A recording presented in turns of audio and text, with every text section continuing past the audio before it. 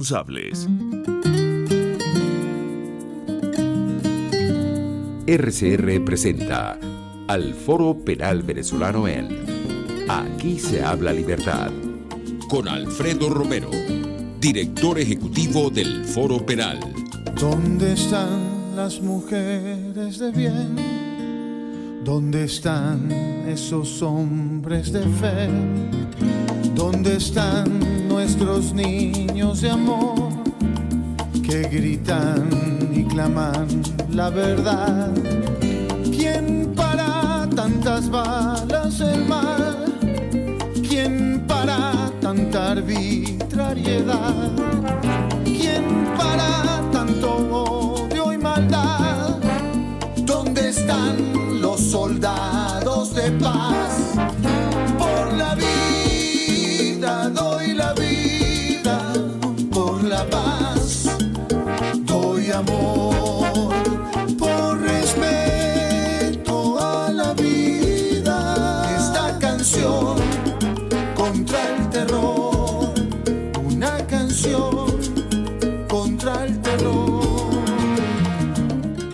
Hola, muy buenos días a todos. Les habla Rodolfo Santomé, director vicepresidente del Foro Penal, aquí en este espacio que todas las semanas nos cede RCR 750 AM.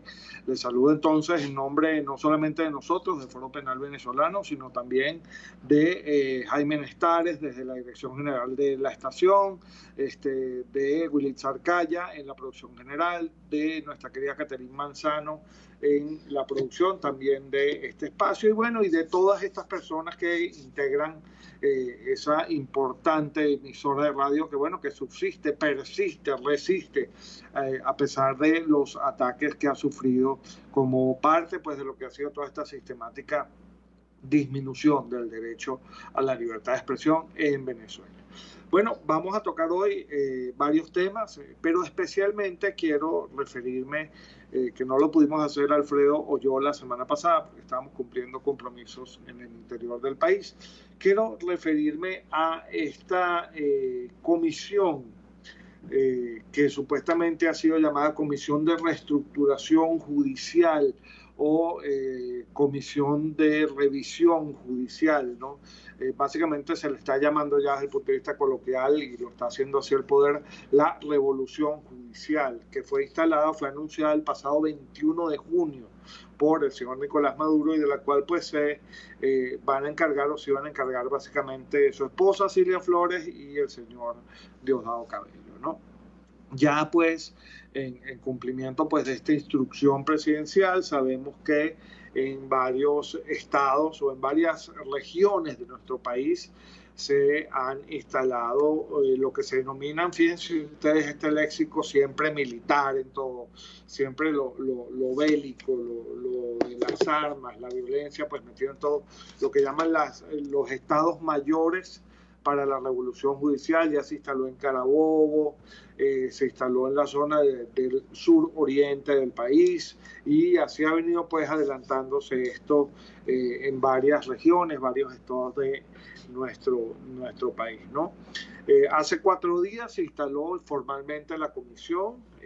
Diosdado Cabello pues fue el que se encargó pues de alguna manera de coordinar esto, y no tenemos muy claro, es importante, no tenemos muy claro a qué se refiere esto. Han sido ya por lo menos 9 que nosotros llevemos la cuenta, las veces o las oportunidades en las que se ha tratado pues de alguna manera de reformar el sistema de justicia venezolano, ¿no?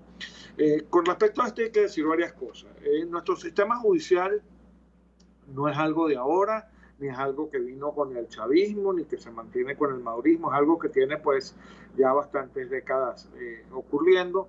No es precisamente de los mejores sistemas judiciales del mundo. Ya esto se venía viendo antes, ¿no?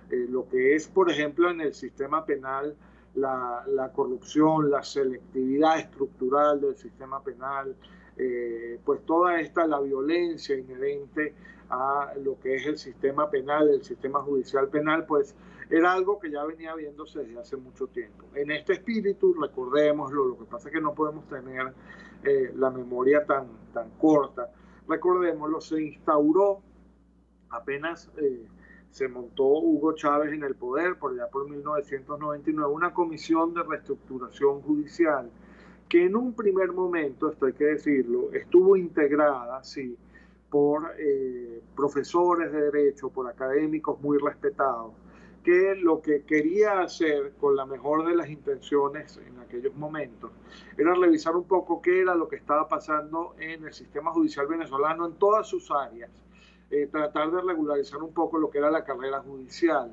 En aquel momento ya teníamos, no tantos como ahora, pero sí muchos jueces que se mantenían en condición de provisorio. Habría que ver cómo esos jueces se mantenían allí. Y entonces esta comisión de reestructuración judicial incluso planteó la posibilidad, empezó a revisar todos y cada uno de estos cargos, incluso planteó la posibilidad de que a los jueces se les hiciese presentar una especie de examen de oposición, en el cual pues de alguna manera pues le dieran cuenta de no solo lo que es su desempeño profesional, sino también de sus conocimientos académicos, etc. Esto estuvo dirigido, por cierto, en una primera instancia por el profesor Elio Gómez Grillo, que de alguna forma pues fue el que impulsó parte de esta iniciativa en aquel momento.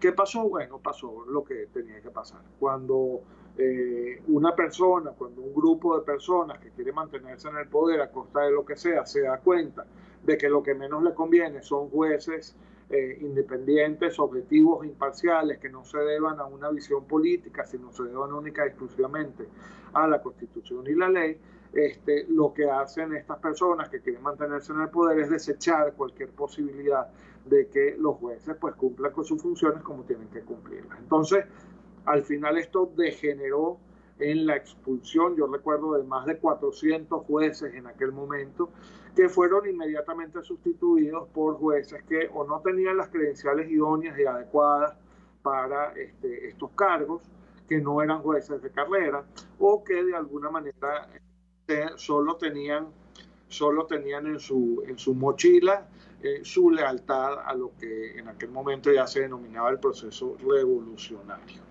¿Ok? Bueno, se ha instalado entonces esta comisión.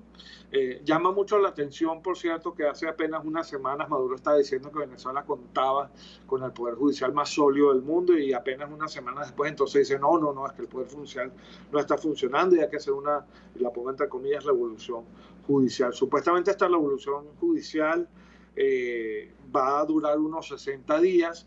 Lo que hemos visto es que básicamente hasta ahora lo que se ha dicho es, mira, vamos a mantener activos todos los expedientes y todos los tribunales en los que haya detenido durante 60 días para que en teoría no haya más retardo procesal, y una que otra medida que se ha tomado en el interior del país, para lo cual vamos a conversar con algunos de nuestros coordinadores del Foro Penal en algunos de nuestros estados. Entiendo, si escuché bien, que ya tenemos en la línea a Raquel Sánchez, coordinadora del estado Táchira del Foro Penal. ¿Es así? Raquel, ¿estás allí?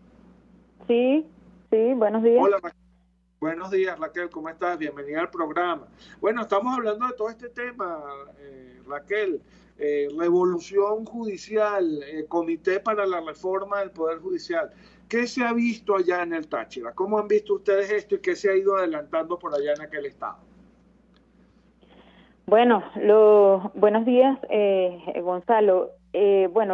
Nosotros comenzamos aquí en el estado Táchira con una mesa que se instauró, donde sorpresivamente, pues, para algunos, pero realmente para la región no es tan sorpresiva, se encontraba presidiendo la mesa el señor Freddy Alirio Bernal, quien, bueno, ahora es diputado, y presidía la mesa, pero sin ser parte de la comisión, se encontraba allí, como ya nosotros sabemos que pues él da directrices a lo que es el sistema de justicia en el estado Táchira.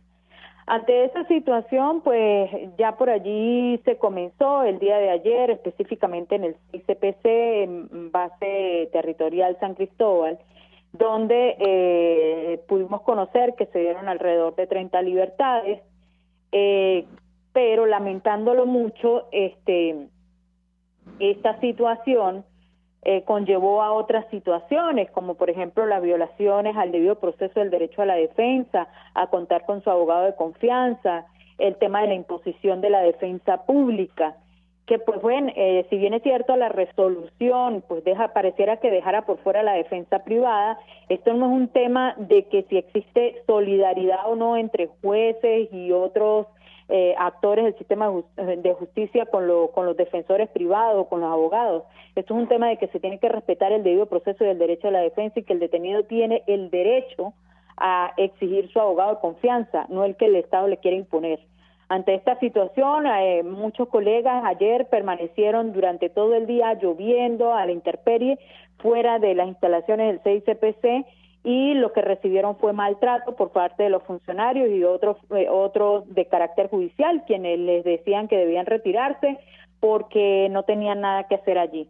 Otros informaron a los familiares que eso era un acto solamente del tribunal y del sistema de justicia, y que allí esto era gratuito y que no tenían absolutamente nada que pagar a defensores privados, y que ellos no eran de utilidad en el sitio tampoco.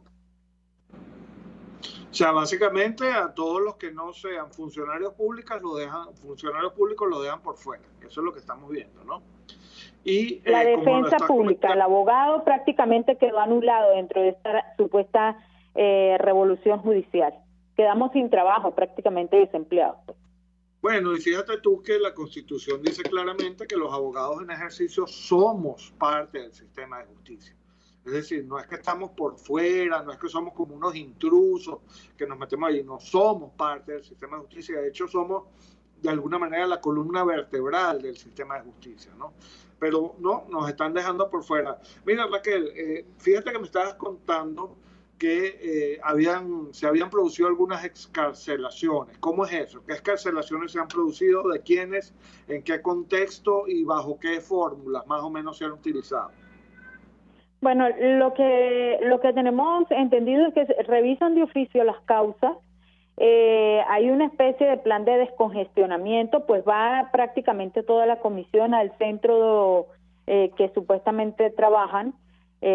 Por lo menos el día de ayer en el CICPC se encontraba hasta la presidenta del Circuito Judicial Penal en Táchira, el fiscal superior, y estas personas de oficio revisan los expedientes, y para los delitos que son menos graves, que ya les correspondería una medida cautelar, pues se produce la misma a través del mandato del tribunal. También es dejar claro que todo este tema de hacinamiento y todo este tema de retardo judicial no es algo que no es una responsabilidad que le puedan trasladar a la defensa privada, es una responsabilidad del Estado, quien ha sido realmente el incapaz de controlar estos aspectos desde hace muchísimo tiempo, incluso mucho antes de la pandemia. Imagínate, fíjate, por lo que tú me estás diciendo y por lo que hemos podido recoger de otros estados a través del Foro Penal, pareciera ser que lo que se está dando primero es una respuesta espasmódica a una crisis que se está viviendo a nivel carcelario, básicamente, porque tenemos las cárceles y los centros de detención preventiva absolutamente sobresaturados de personas. Y digo que es una medida espasmódica porque se pretende reformar, y voy a tomar aquí textualmente las palabras del señor Diosdado Cabello. Dice que hay que actuar en todo el ámbito del sistema judicial y convertir el sistema judicial en un sistema judicial, repite varias veces la palabra, modelo para todo el país y para el mundo, ¿no? Pero tiene 60 días para hacer esto. ¿Tú crees que eso es posible, Raquel? Es decir, ¿es posible convertir a un sistema judicial cualquiera, no digamos el de Venezuela, cualquiera, en un modelo para el mundo, solamente descongestionando un poco las cárceles y tomándose 60 días para hacerlo? ¿Tú crees que eso es posible? No, totalmente, en lo absoluto. Eso es algo que obedece a un tema de estructura, a un tema de previos estudios, a un tema de las deficiencias del sistema de justicia. No tiene personal, no hay sueldos, no hay normas de bioseguridad en el sentido de poder proteger a los funcionarios. Todo esto es un tema de estructura, de fondo. Esto no es un tema que se solucione en 60 días, porque igualito que van a hacer un plan Callapa máximo, por decir, un plan como se dice, se estila a decir el plan Callapa, el plan de descongestionamiento judicial desde el punto de vista de grandes dimensiones por 60 días y luego volvemos al mismo tema. Esa no es la solución, porque dentro de 60 días tenemos la misma deficiencia de personal, tenemos ni siquiera papel hay dentro del circuito judicial, a veces no hay tinta, no hay ni siquiera equipos para trabajar y seguimos en la misma situación y el hacinamiento vuelve otra vez a estar presente. Sí, pareciera ser que es más como una reacción inmediata, automática, frente a algún requerimiento que quizás algún organismo internacional haya hecho, pero que al final del día no va a solucionar el problema. A mí una de las cosas que más me preocupa de estas situaciones, de estas respuestas del Estado, como decía, ya son más o menos 9 veces las que hemos escuchado que esto se va a hacer, es que uno de los primeros olvidados en todo esto es el que conoce, el que sabe, el académico, el que ha estudiado estos temas. Y fíjate que ya desde el mismo momento en el que tú ves cómo está constituida y encabezada esta comisión, tú te das cuenta de que aquí no se está llamando expertos. Está la señora Cilia Flores, que entiendo que es abogada, pero no la conozco yo, y yo doy clases en varias universidades de este país, no la conozco yo como una estudiosa de estos temas, y mucho menos el señor Diosdado Cabello, que ni abogado es. Es decir, ¿qué tienen estas personas que decir? ¿Qué tienen estas personas que aportar a una reforma significativa judicial? Aparentemente nada, ¿no?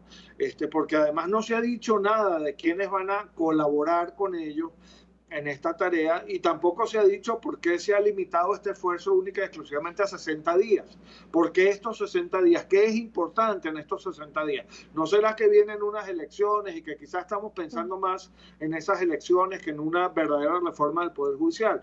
Tú me dices, Raquel, que allí estaba el señor Freddy Bernal como encargándose de lo que iba a ser esa comisión allá en el Táchira. ¿Qué conocimiento tiene el señor Freddy Bernal de lo que es verdaderamente una política pública de reforma judicial? ¿Qué credenciales tiene él para esto?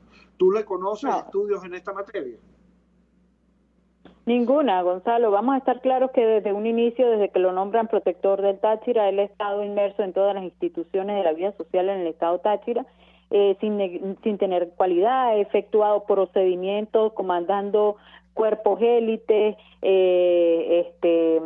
fuerzas especiales, donde han habido violaciones de derechos humanos, asesinatos, una cantidad de cosas sin ningún tipo de credencial, porque en un inicio, a pesar de estar encabezando esos procedimientos, la única figura que detentaba era que era presidente de una figura más de tipo administrativa como era Corpo antes, que se encarga pues más que todo del tema de estructura del tema de las instituciones, más que todo gubernamentales o desde el punto de vista de turismo aquí en el estado Táchira, pero no tenía facultades policiales para estar encabezando ningún tipo de procedimiento policial, ni para estar deteniendo personas, ni nada por el estilo. Posteriormente lo nombra jefe de Estado Mayor, en prácticamente juramentándolo la presidenta del circuito y la Fiscalía,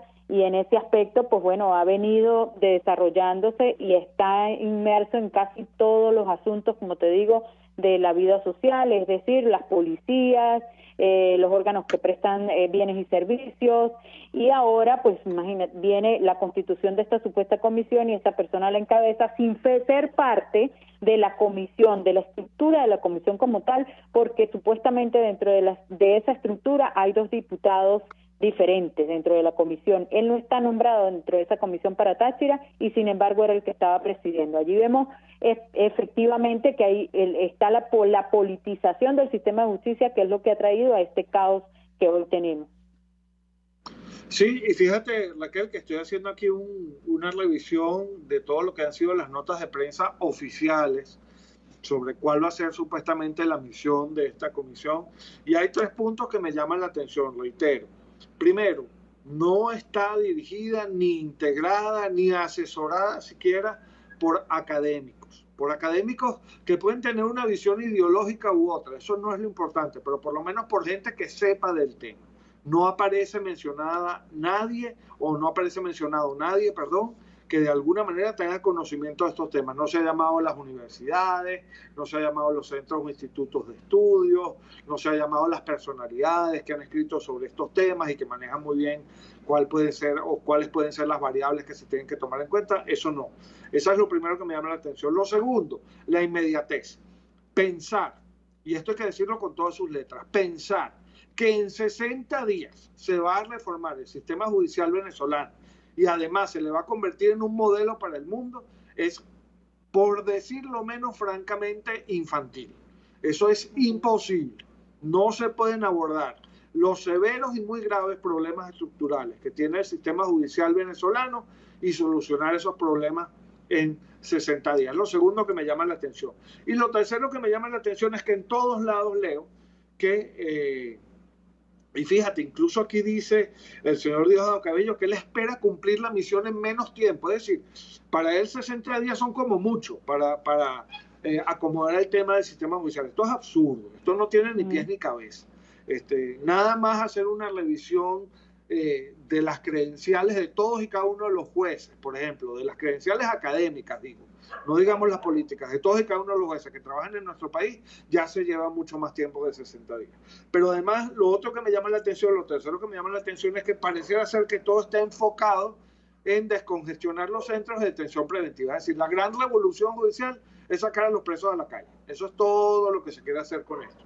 No se habla de ninguna otra cosa. No se habla de ninguna otra tarea. Se habla de un equipo multidisciplinario que va a visitar las cárceles para ver si a la gente se le dan, como ya ocurrió en el Táchira, nos acaba de comentar Raquel Sánchez, pues algunas medidas cautelares a algunos presos, pero hasta ahí llega esa supuesta revolución judicial, que entonces no es judicial, porque en todo caso sería penitenciaria, y tampoco es revolución, porque la verdad es que no está cambiando significativamente nada, ¿no? Bueno, Raquel, ¿quieres añadir algo más? Este es básicamente el panorama que tenemos ahora. ¿Quieres hacer algún comentario adicional?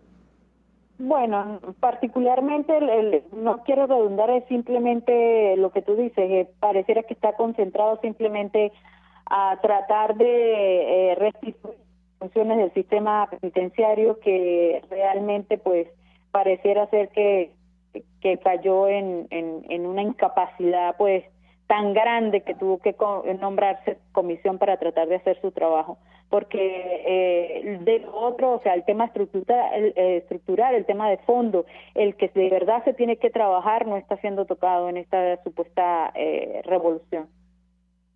Es así, lamentablemente es así, y hay que decirlo con tristeza, porque el recibir una noticia según la cual se iban a tratar de solucionar los problemas de la estructura judicial venezolana, pues a muchos los ha podido llenar de esperanza, pero cuando uno entonces se empieza a dar cuenta de qué es lo que está verdaderamente detrás de todo esto, pues te das cuenta de que no hay esa intención en realidad. De lo que se trata es básicamente de agarrar los centros de detención preventiva o incluso esas comisarías policiales que han sido indebidamente utilizadas como centros de detención preventiva y descongestionarlas un poco. Esa es la gran revolución judicial que supuestamente se pretende, ¿no? Algo bien delicado, bien complejo. Bueno, Raquel, muchas gracias por tu participación.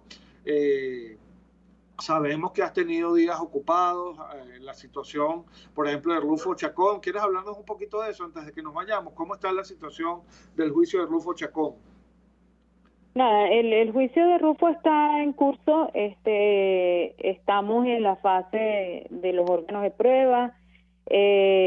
Los funcionarios presuntamente siguen detenidos. Digo presuntamente porque esa es la orden del tribunal, la orden de la juez. Sin embargo, pues no, como hemos denunciado, ellos permanecen detenidos en el centro de trabajo que tuvieron por 26 y 24 años de servicio.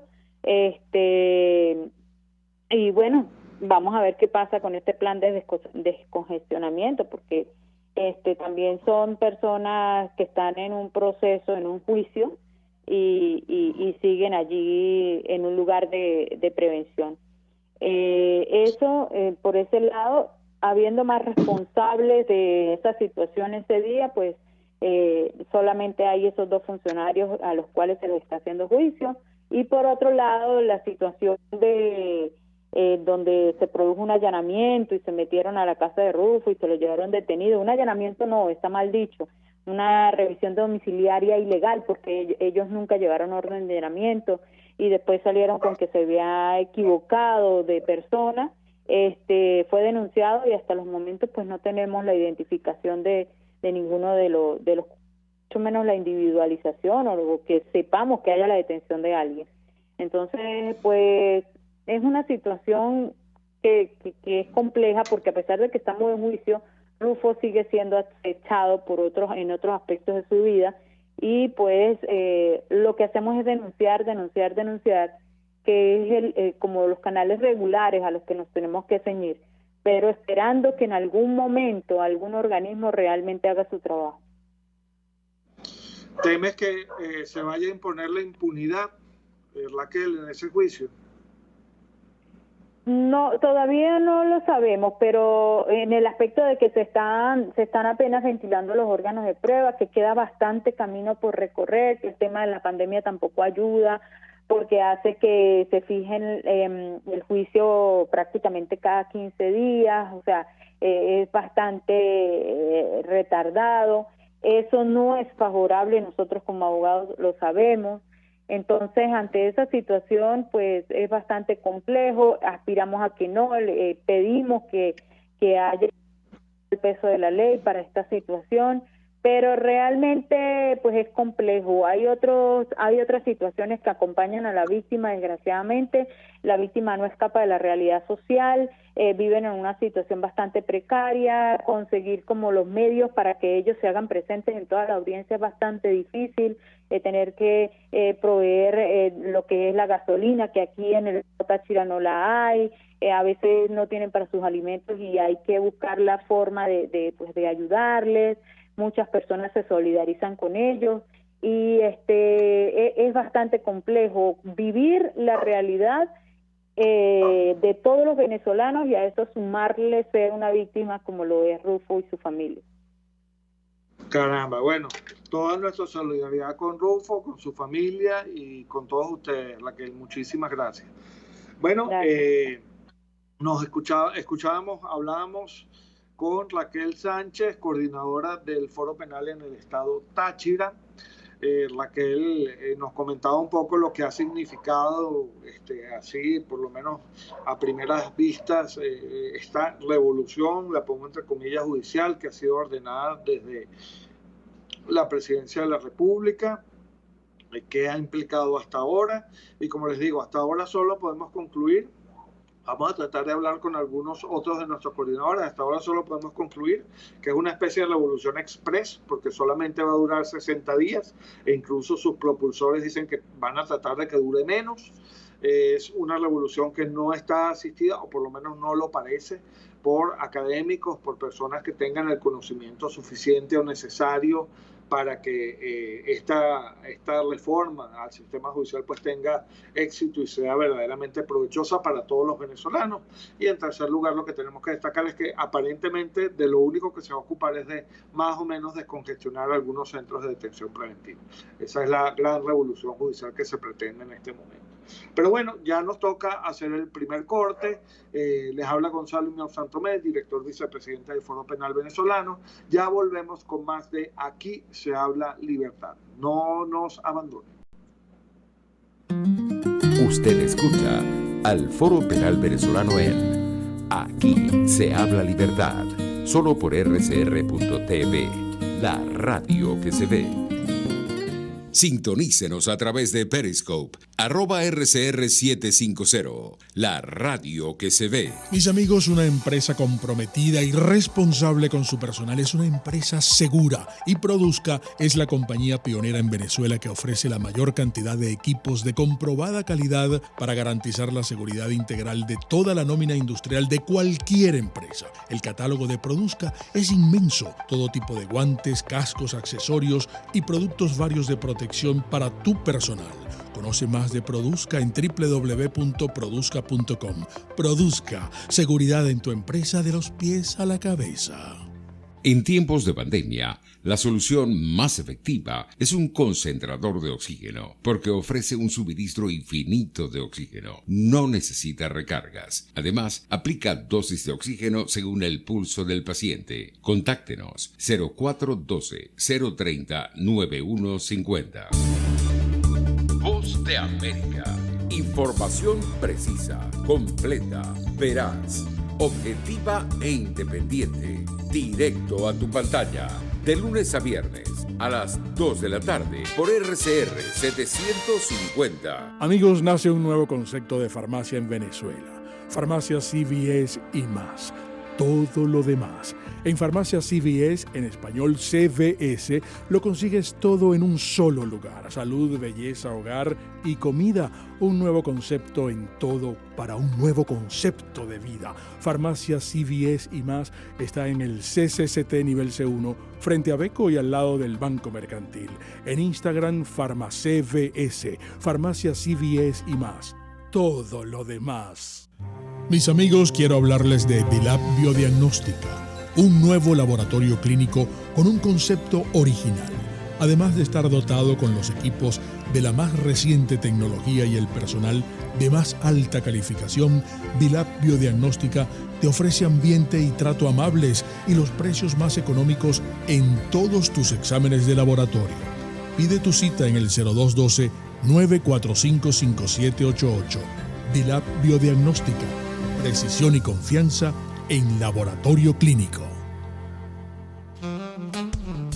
Hola, soy Blanca Rosa Mármol de León, magistrada emérita del Tribunal Supremo de Justicia.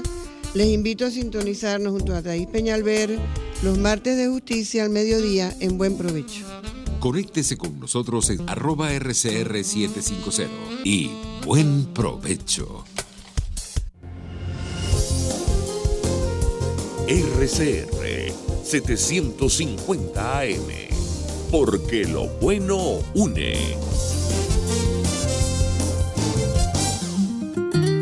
Les estamos presentando al Foro Penal Venezolano en Aquí se habla libertad. Hola, muy buenos días a todos. Les habla de nuevo Gonzalo Imión Santomé, director vicepresidente de Foro Penal.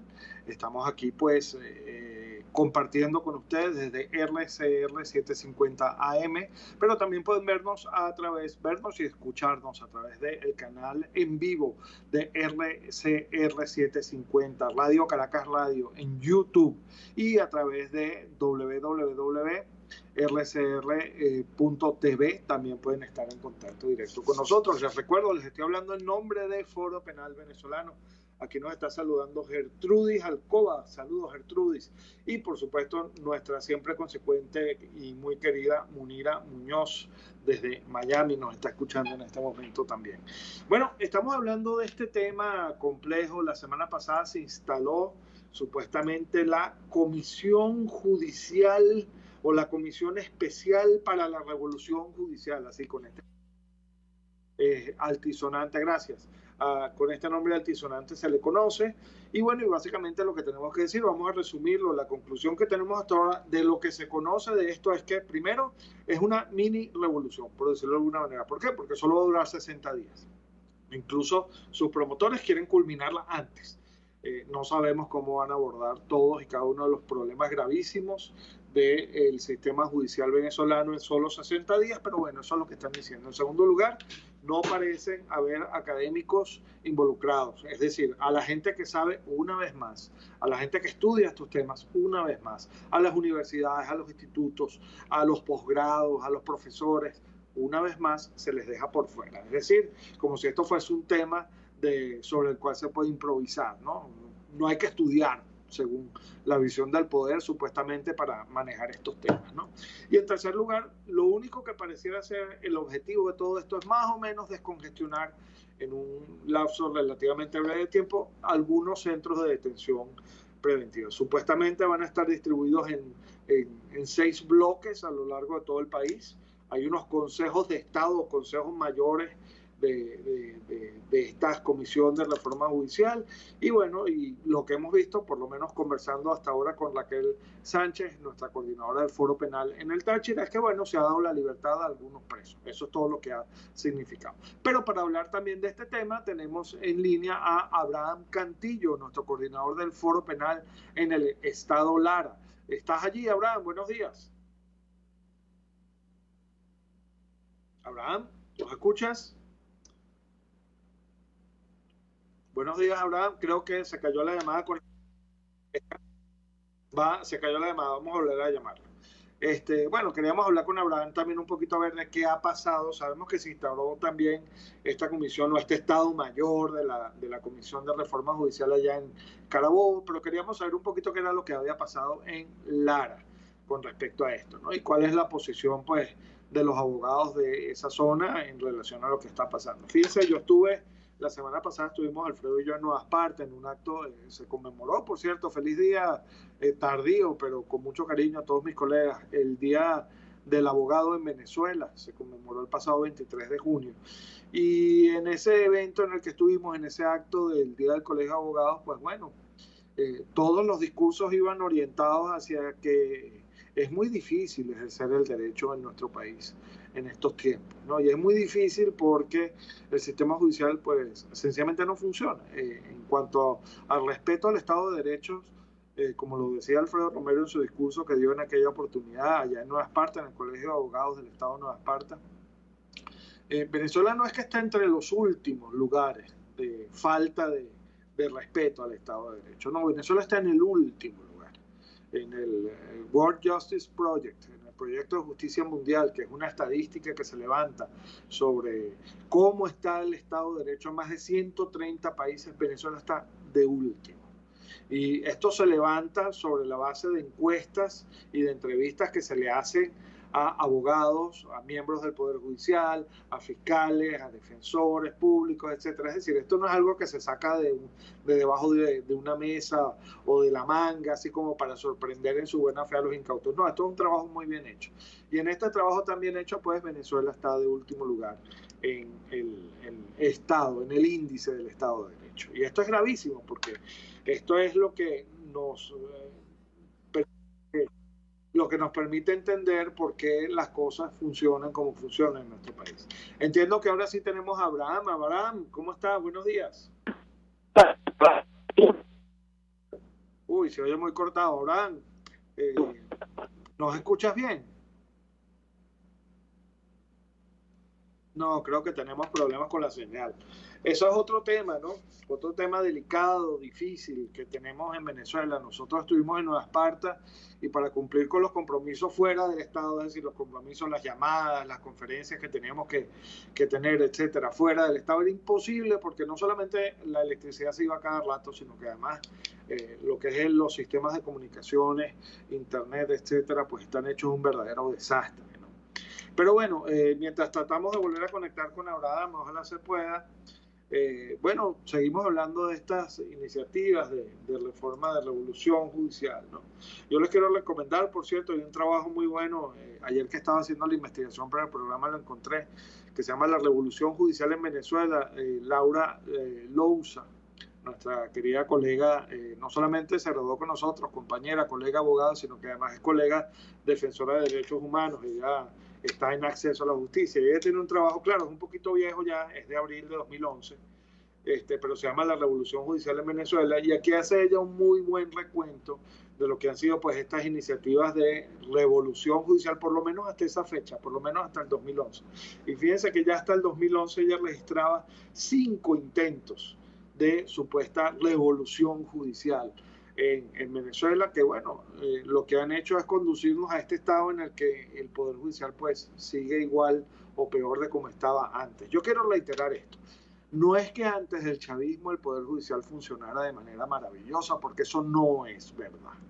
Teníamos corrupción, teníamos selectividad, funcionaba pues un esquema también muy delicado, sobre todo en el área penal de violencia institucionalizada contra las personas. Se producían muchísimas injusticias, pero precisamente contra eso es que se alzó la voz desde la academia, y lo quiero recordar, fue la academia, fueron las universidades las que alzaron la voz en su momento, y se comenzaron a dar unos pasos en una dirección correcta, muy bien dados, además muy bien estructurados, que incluían, por ejemplo, promulgación de leyes modernas que nos sacaran de aquel oscurantismo en el que estábamos en aquella época, entre las cuales estuvo, por ejemplo, el Código Orgánico Procesal Penal en 1998.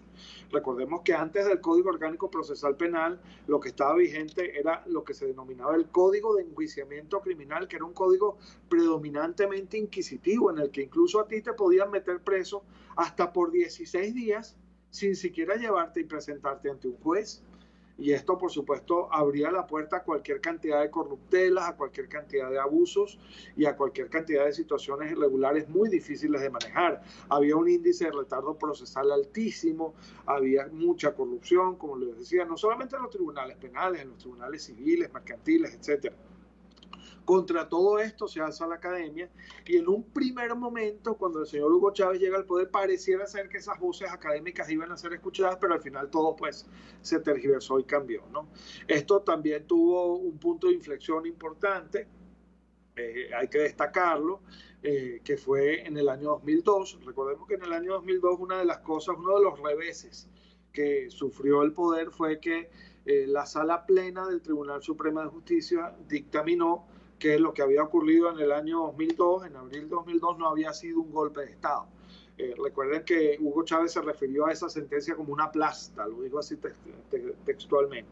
Pero esa sentencia, además de ese contenido peyorativo que le dio, le hizo ver que no estaba controlando al Poder Judicial. Y a partir de ese momento comenzó una revolución judicial que culminó en la ley orgánica, en la reformulación de la ley orgánica del Tribunal Supremo de Justicia, que cambió definitivamente todo el sistema judicial venezolano. ¿Para qué? Para que el poder, desde el poder central, mejor dicho, se pudiera controlar mejor a los tribunales. Y bueno, y el resultado es lo que tenemos ahora, jueces completamente sumisos, jueces que particularmente en los casos políticos no toman decisiones si no les viene una instrucción dada desde arriba, jueces que te lo dicen. Te dicen, doctor, espérese un momentico, voy a esperar a ver cuál es la instrucción en la decisión que tengo que tomar en su caso. Tiene que esperar un poco. Y fíjense, te lo dicen así abiertamente porque eso es lo que lamentablemente estamos viviendo hoy en día. Y funciona así tanto en los tribunales ordinarios como en los tribunales militares o en los tribunales especiales. Creo que no vamos a tener entonces a nuestro amigo Abraham Cantillo, pero bueno, entonces me quedo con este resumen previo, antes de entrar ya para cerrar con la máquina de la represión. Me quedo ya con este resumen previo. Una revolución judicial instalada desde la presidencia, conformada por personas que no parecen tener la experiencia necesaria ni el conocimiento que se requiere para adelantar una reforma judicial express, una revolución express que solo va a durar 60 días.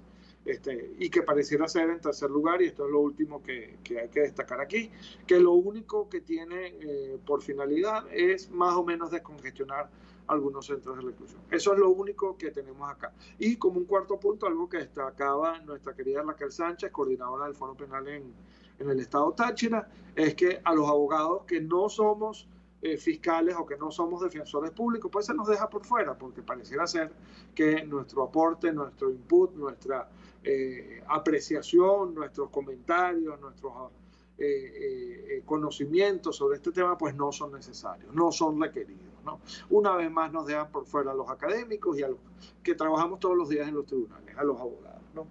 Bueno, esa es la situación que tenemos con esta reforma judicial. Yo quería hablar de esto, me hubiera gustado poder conversar con algunos otros de nuestros coordinadores. Lamentablemente lo reitero, lo repito, el tema de las comunicaciones.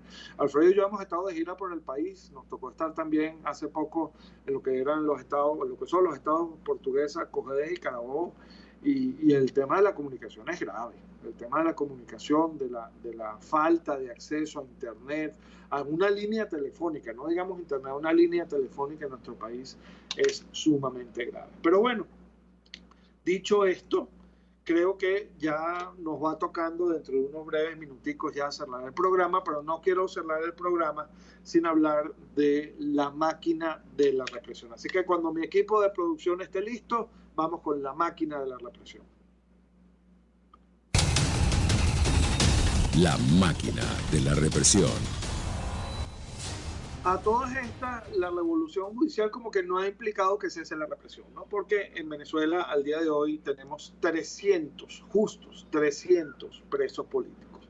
22 son mujeres, 129 son militares, el resto son civiles.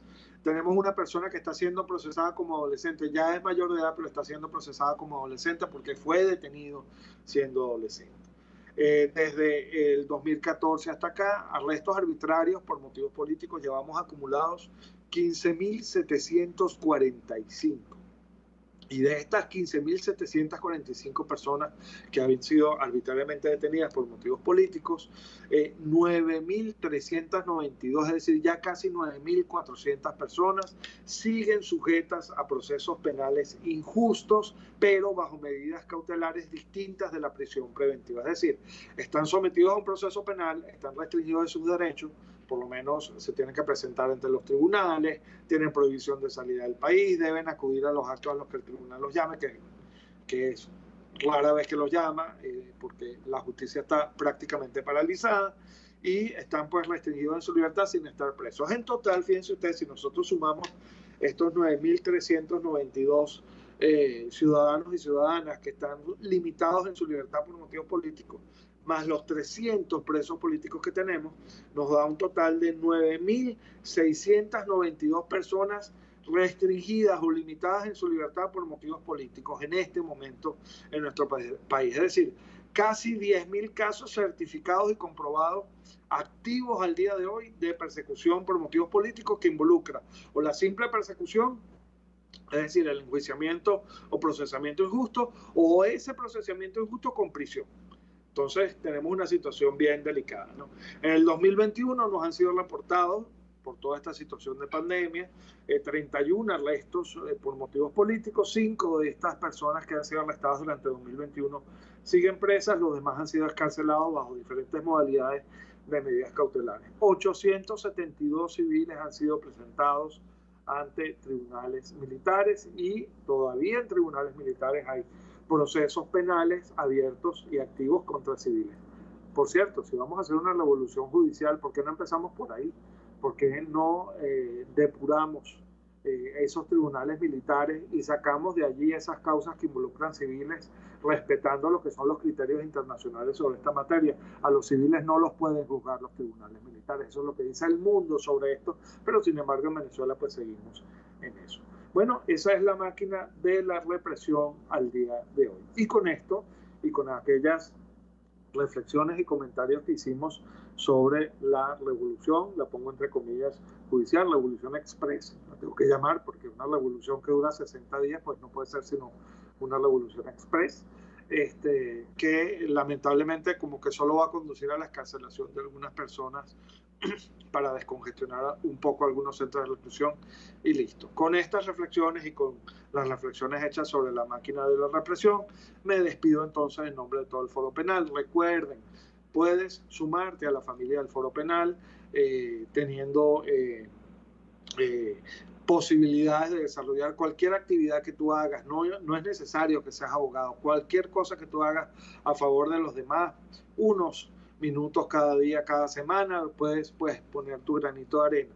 ¿Cómo lo haces? Bueno, ingresa a nuestra página web www.foropenal.com, y allí vas a seguir una serie de pasos que se tienen que seguir para que te puedas registrar como parte de la familia del Foro Penal.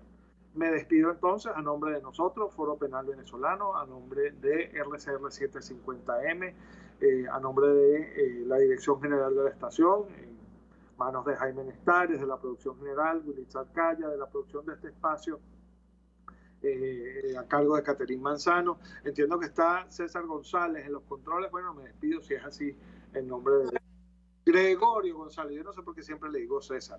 Gregorio, debe ser Pichirre, porque se me olvida siempre tu nombre. Bueno, a nombre de Gregorio González también, y bueno, y a nombre de toda nuestra familia del Foro Penal, recuerden, no hay que hacer justicia por propia mano, está en nuestras manos que se haga justicia. Pero además de eso, no podemos olvidar a los presos, a los perseguidos políticos. ¿Por qué? Porque el peor enemigo de un preso político es el olvido, y nosotros en el Foro Penal no olvidamos. Muchas gracias. RCR presentó al Foro Penal Venezolano en Aquí se habla libertad.